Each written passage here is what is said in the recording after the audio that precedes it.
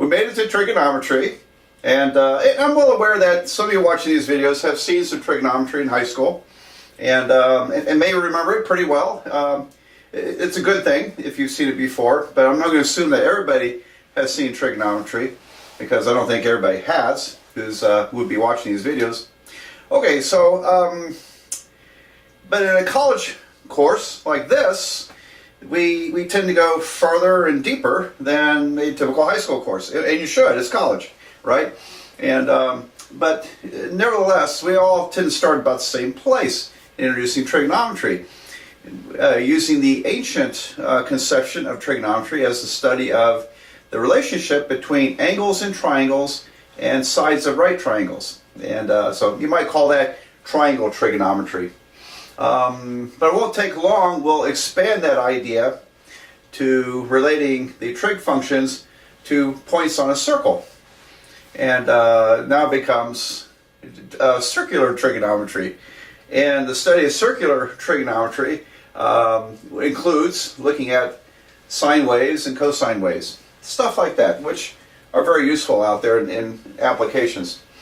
Beyond that, there's a lot of things we go into in this course, and which I hope you find quite interesting. Anyway, let's get started with the basics. And the sine function, S-I-N-E, is the full lettering for it. Is abbreviated with 3 letters, S-I-N. So you don't call that sin, you call it sine. And there has to be an angle here. So I'm going to use letter theta, our traditional letter for in trigonometry that we use probably more often than anything else. Sine theta. And cosine, sort of its twin, is abbreviated cos theta. Actually, there are 6 trig functions, and all of them are abbreviated with 3 letters by tradition. All right, the other major one is, really major one, is the tangent function, T-A-N of theta. Of course, we call it tangent theta. We don't call it tan. Now, these are the most common trig functions that we use, and there's 3 others which don't really get much use in a college course like this. We tend to use the other trig functions, which I'll write up here in a minute, quite a bit more in calculus for good reasons. Anyway, so there they are. Now let's compare these to a right triangle. So I'm going to draw a right triangle, and here is angle theta. I'll just put it there. This is a right angle, 90-degree angle, so put a little box there that always indicates 90 degrees. I think everybody knows the long side of a right triangle is called the hypotenuse. And hypotenuse, okay, that looks like some kind of Greek letter or origin. Now the side opposite the angle is called the opposite side. Opposite. And for labeling purposes. And the other side, which is adjacent to the angle but not the hypotenuse, is called adjacent. Alright, so let's call these hypotenuse, opposite, and adjacent. And the sine of theta is simply the ratio of the opposite side to the hypotenuse. Alright, so now I'm going to abbreviate up here. I'm going to go opposite over hypotenuse. Sine is opposite divided by hypotenuse. Okay, cosine is adjacent divided by hypotenuse. Adjacent over hypotenuse. And then the telephone's ringing. It's usually spam calls. I'm just going to let it go. The tangent function is opposite divided by adjacent. Opposite over adjacent. All right, so sine, cosine, tangent.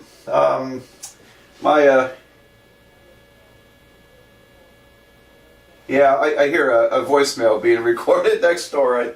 Yeah, it sure sounds like a crank call to me. All right, now sorry for the distractions, but it happens. Where was I at? Oh, okay. I forgot. Oh, yeah. How do you remember this? If you don't have this down, how do you remember this? And there's, I know two great techniques around this area. I think when kids learn this in high school, or sometimes when other people teach it, they like to use the word SOHCAHTOA. SOHCAHTOA. So you could imagine, well, that was a great Indian chief who was an expert at trigonometry. Chief SOHCAHTOA. All right, sine is opposite over hypotenuse. Cosine is adjacent over hypotenuse. Tangent is opposite over adjacent. All right, so there you go, sine opposite over hypotenuse. SOHCAHTOA. Got it? All right. Another way, the way I learned it, I took this, I first saw trigonometry when I was in 11th grade, and many years ago.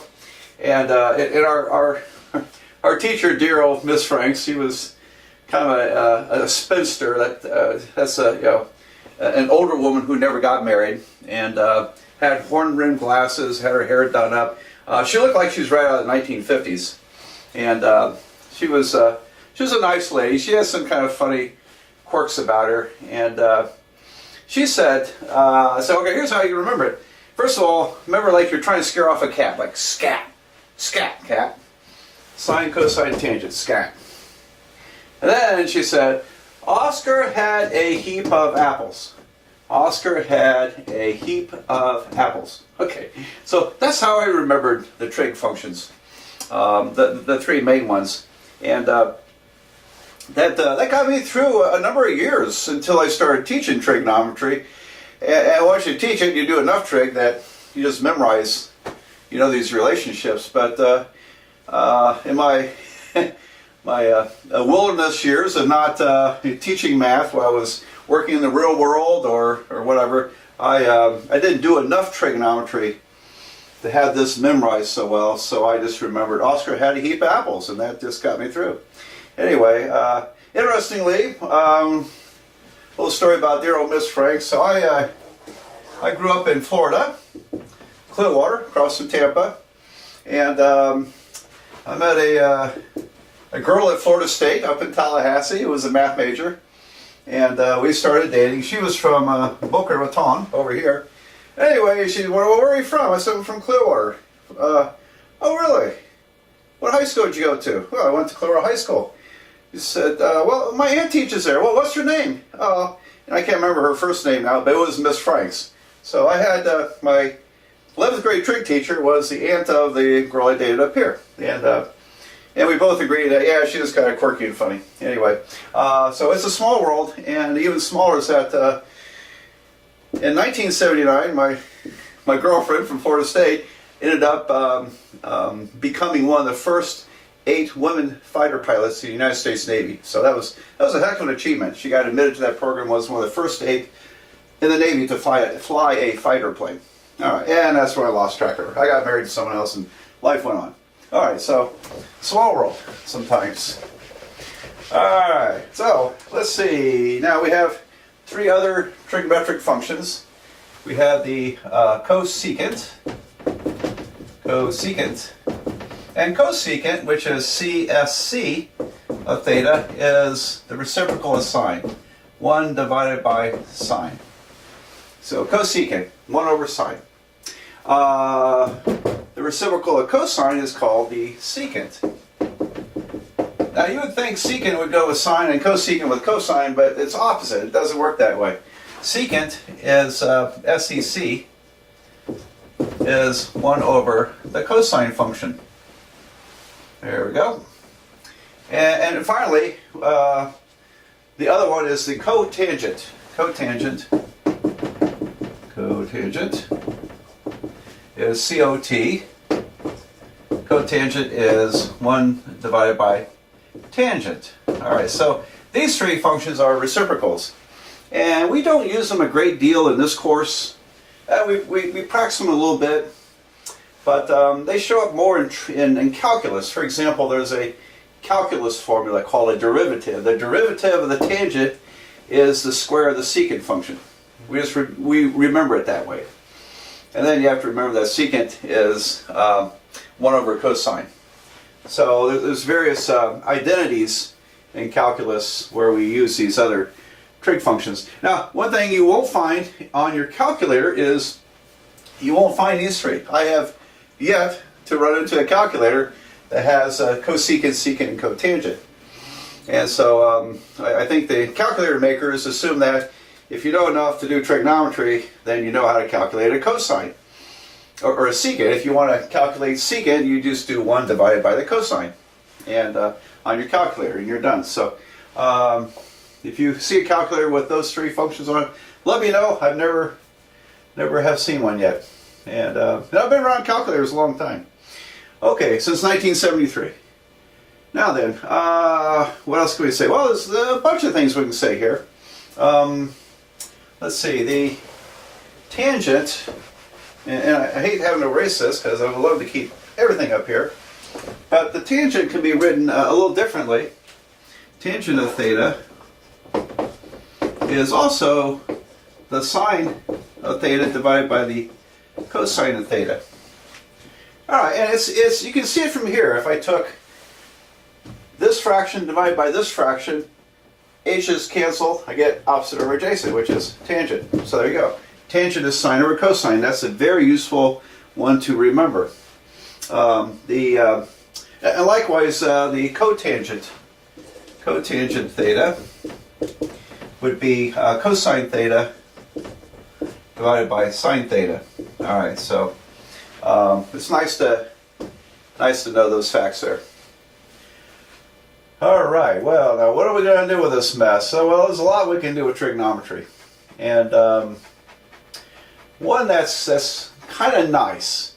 First of all, I got to tell you this: if you square a trig function, okay, if I square cosine theta, all right, I'm not going to square the angle. We're square the function, the entire function. The way that's traditionally written is cosine squared theta. So if you have an exponent here, then it's that power of the trig function. Cosine squared, same as cosine theta times cosine theta. Another important observation: don't ever write these without a letter. Sin, sine, means absolutely nothing unless you have an angle here. It has to be an angle, and so that's important. All right, now if we take the square of the sine, okay, so sine theta times sine theta is sine squared theta, and add the square of the cosine, what do you get? All right, well, if you use opposite over hypotenuse for sine, adjacent over hypotenuse, you end up with O over H squared plus A over H, adjacent over hypotenuse squared. And that ends up being O squared plus A squared over H squared. So, common denominator H squared, so I just combine the numerators. And I wish I hadn't erased my triangle yet. My triangle here is hypotenuse, opposite, and adjacent.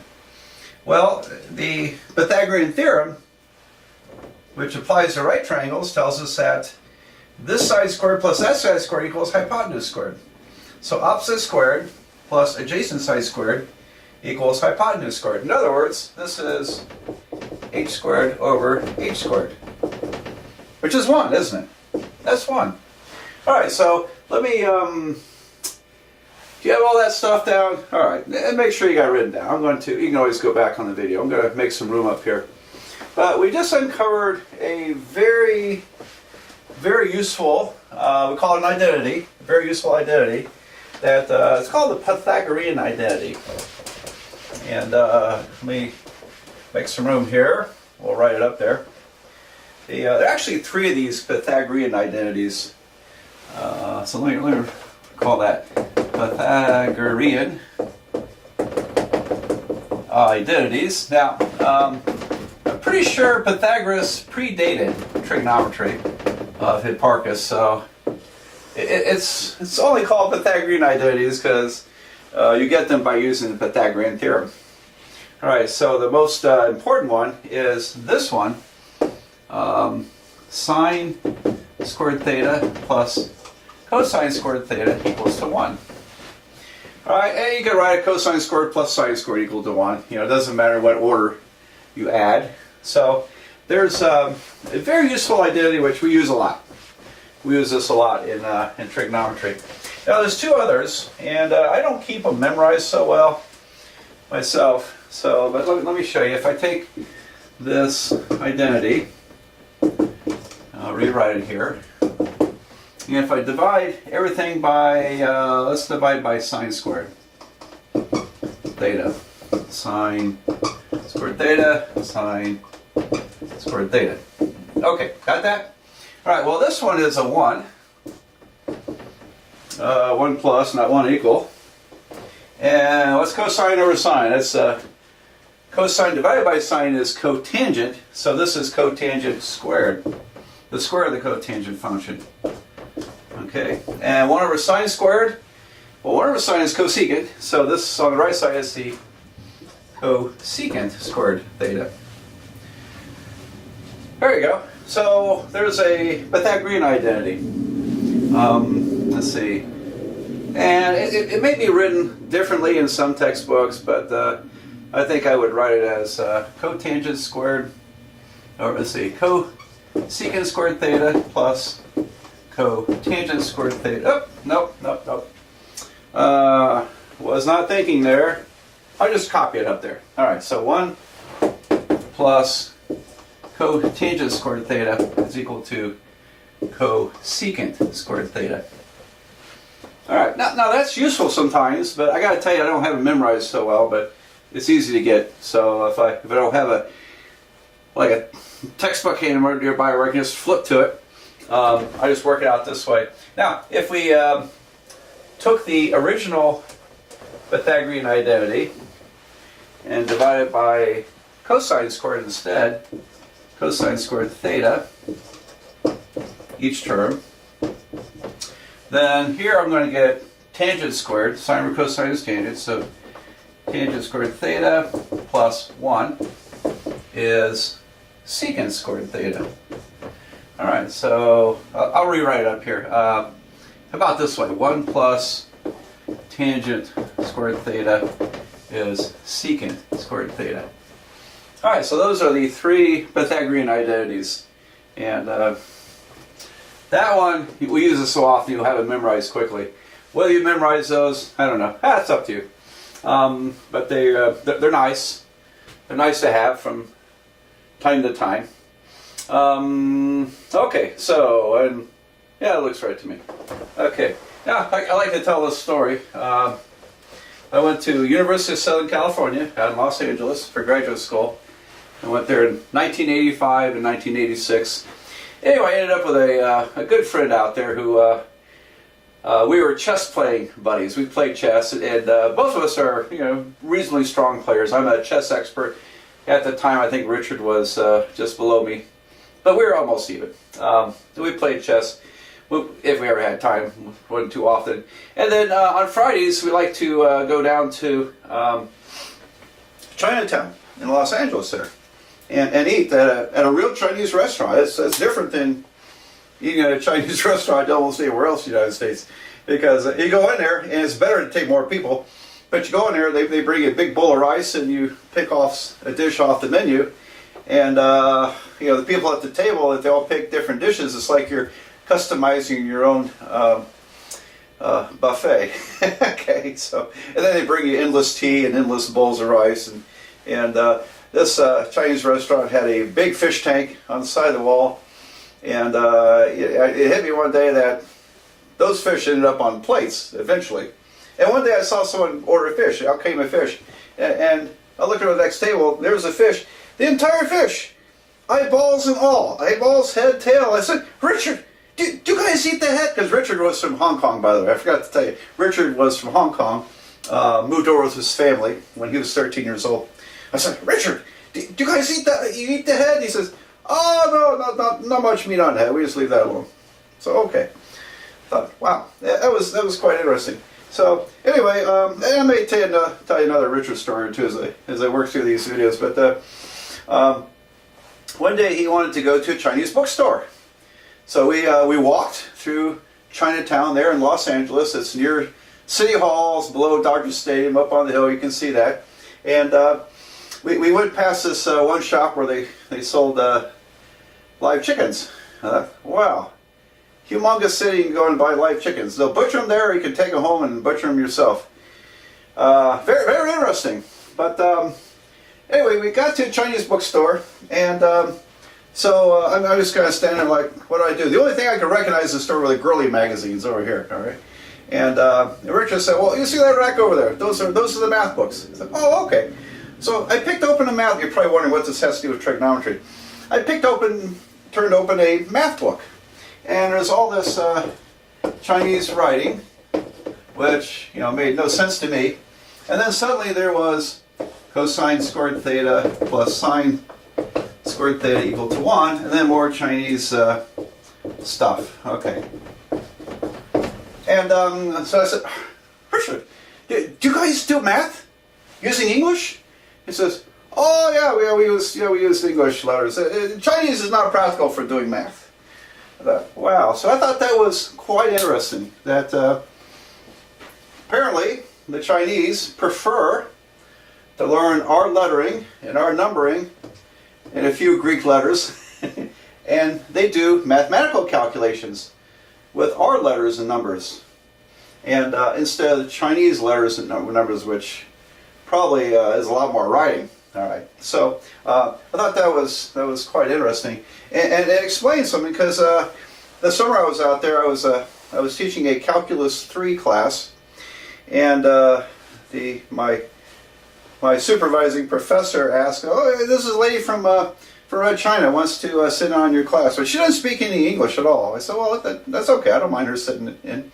So this lady showed up. She was, I don't know, maybe in her 30s or 40s, and she's sitting in the back of the room. Can't speak any English at all. I'm wondering, what is she getting out of this class? And then I realized later she could follow my calculations. She could follow the calculations. Had no idea what I was talking about, but she could follow that. So anyway, interesting stuff. All right, so there are the Pythagorean Identities in a Richard story. He ended up a PhD teaching in Texas, and quite a delightful fellow. All right, but his family moved here from Hong Kong because they didn't think they could get Richard and his sister into a university. It's very restrictive in Hong Kong. It's just too many people, not enough colleges. So they became United States citizens, so their kids could get an education. Okay, well, all right, so there's the Pythagorean Identities. There's the introduction to sine, cosine, tangent, and the other trig functions. And so I'm going to go on to another video where we apply this to some triangles.